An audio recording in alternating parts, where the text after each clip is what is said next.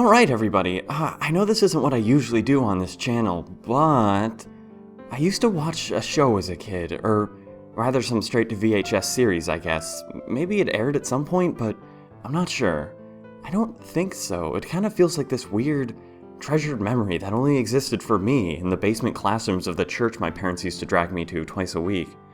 We went to mass and then I had Sunday school from 4 to 6 in the afternoon.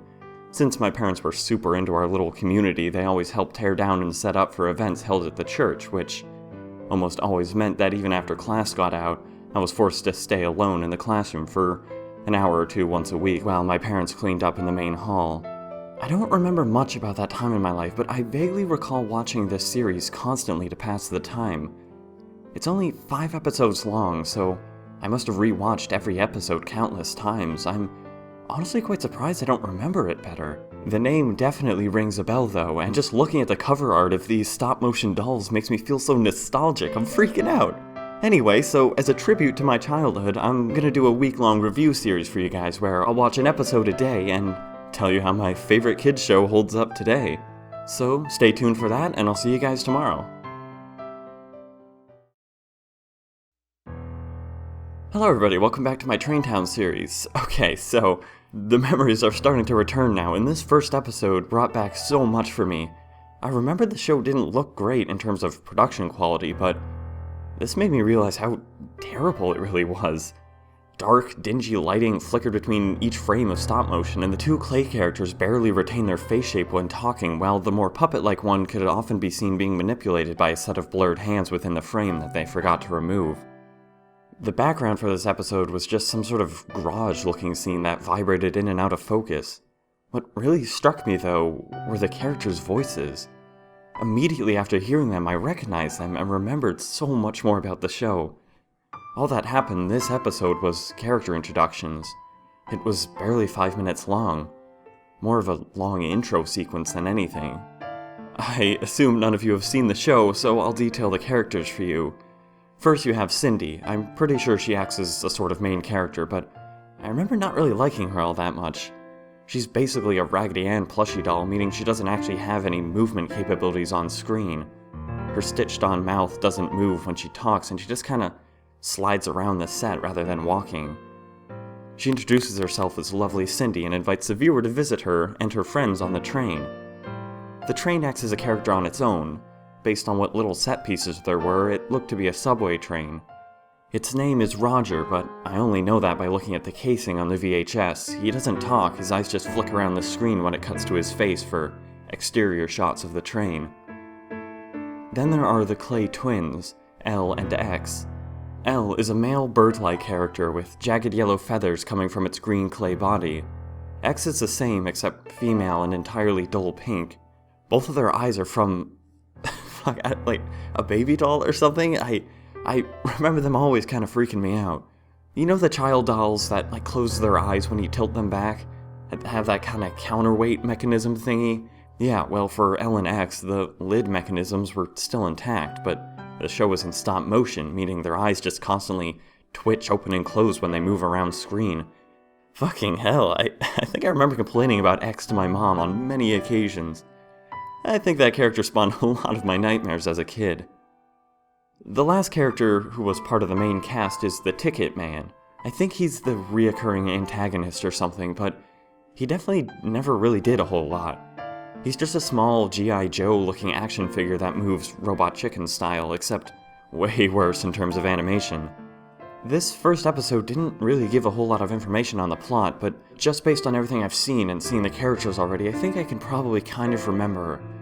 I think the basic premise is that Cindy and her kind of ragtag group of friends are riding this subway train to get somewhere, and just like crazy antics ensue, I guess.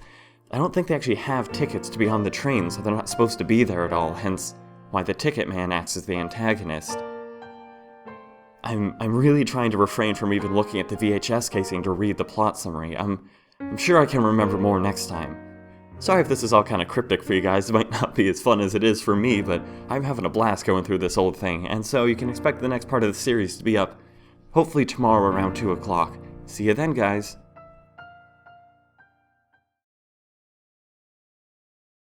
Hey, guys. Welcome to the third part of my TrainTown series. I'm beginning to think that my parents didn't actually know what I was watching down there. I don't think I did either. Honestly, I don't think this is a real show at all. Episode 2, if I can even call it that, featured the train breaking down, which sounds like a fine plot arc, I guess, but the way it started...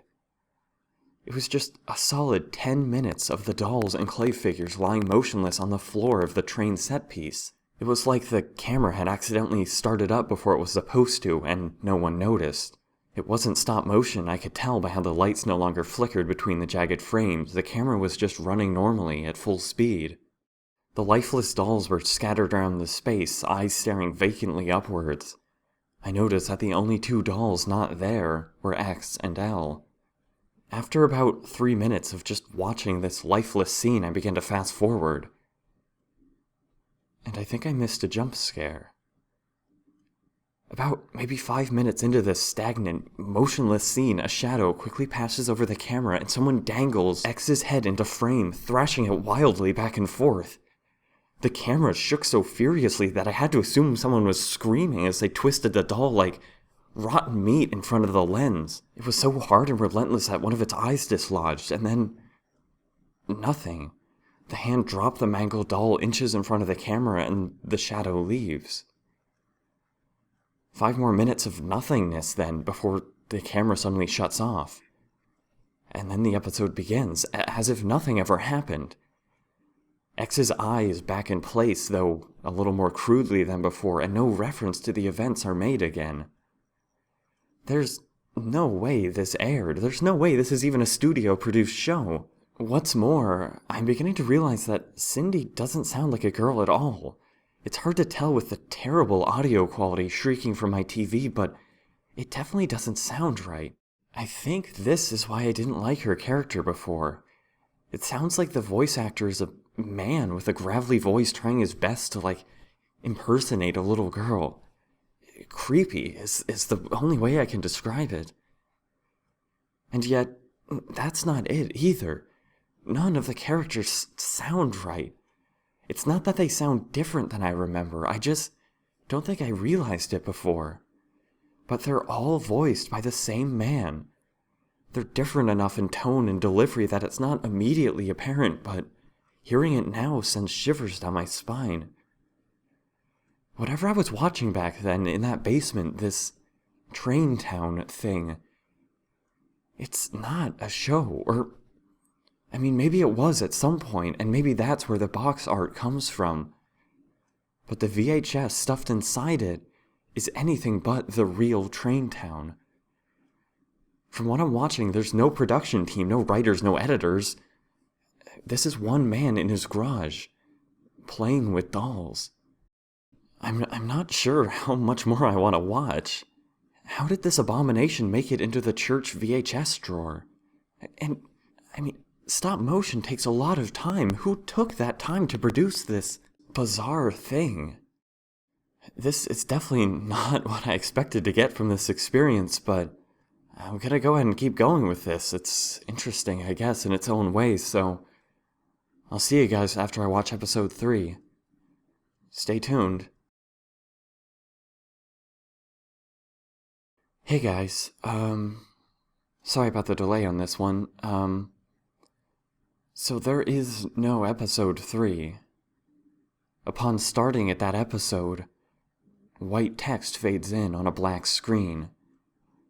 This episode is a very special one. It reads, "You'll see it if you look." Then it cuts out with a loud static pop back to solid black.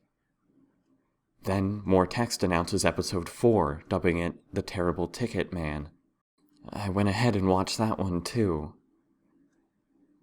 And I was right. You guys were right. I was getting some comments on my past videos, and TrainTown was an actual show. I know a few of you commented that you remembered watching it, but this VHS, my VHS, has been tampered with. I know because episode 4 was the unaltered episode of the real series. Jesus Christ, it just makes everything else I've seen so much more upsetting. Everything I remember about the show came from this episode. It's bright and colorful and clearly was something that was at least produced for a larger audience. The first 2 episodes created by whoever that man was now seem creepier than ever. His dolls were crude imitations of the ones used on the real show, and he barely followed the plot of the episodes he taped over, adding in strange moments of wild twitching or nonsensical phrases, and ending scenes or even episodes midway through dialogue. There's only a few minutes left on this VHS. I'm not sure what episode 5 is, but I doubt it's going to be the real show again. I feel uncomfortable watching this strange man's recreations, but I need to make sure, I didn't watch something horrific as a kid. This is freaking me out. I still have this gnawing sense of dread that I haven't seen the worst yet. The jump scare with X was bad enough, and I'm positive that's what fueled my nightmares as a kid. But just thinking about the final minutes of that VHS causes my stomach to knot up. Why? Listen, guys, I may or may not make a video for the final part. I don't know. I'll write another scary story this weekend, and hopefully get it up on Monday for you guys. I'll be back on track soon, so stay tuned, and sorry this kind of seemed to spiral out of control. Alright, so I've been talking into a microphone for a while now, so I'm gonna go ahead and let you guys go. I'll talk to you hopefully on Monday with a new story, and yeah, okay, bye.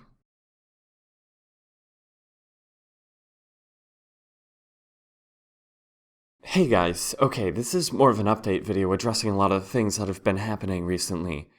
First off, you guys have to stop spamming my email. It's been months now, and I'm not going to make a part for episode 5, so stop asking. Please.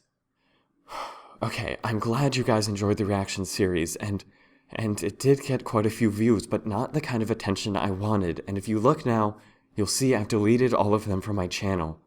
I don't want to talk about episode 5, I've already had to tell many of you off, and I'm getting pretty sick of it, okay? So here's how it is, this update video is just me telling you to please stop asking about it, alright? It's not going to happen. Some of you in the recent months have been spreading rumors about me, about the police report I filed, and about where I've been. I don't want this to keep going on, and I hate the kind of attention my channel's been getting from this, so here is a quick and simple response to those questions. And this will be the last to ever speak of it, okay? Alright. Yes, I did file a police report shortly after making the last part of my series, and yes, it was related to the contents of episode 5. The authorities are currently looking into it, but there hasn't been much progress in identifying the grainy footage. Yes, I spent several nights in the Evergreen Sheriff's Office answering questions and trying to help the case. No, I was not arrested, and no, I am not allowed to make any specific information about the case public yet. Yes, I did move, but it was not because of the break-in. The break-in was unrelated to the TrainTown case and occurred 2 nights after I found the VHS tape of episode 3 beneath my mattress.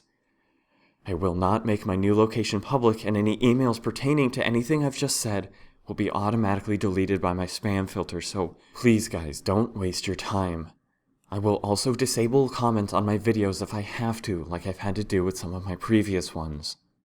I appreciate the few of you who were understanding in this whole ordeal, and want you to know that things will resume as normal on this channel after this. Alright, sorry about the short update video instead of worthwhile content, but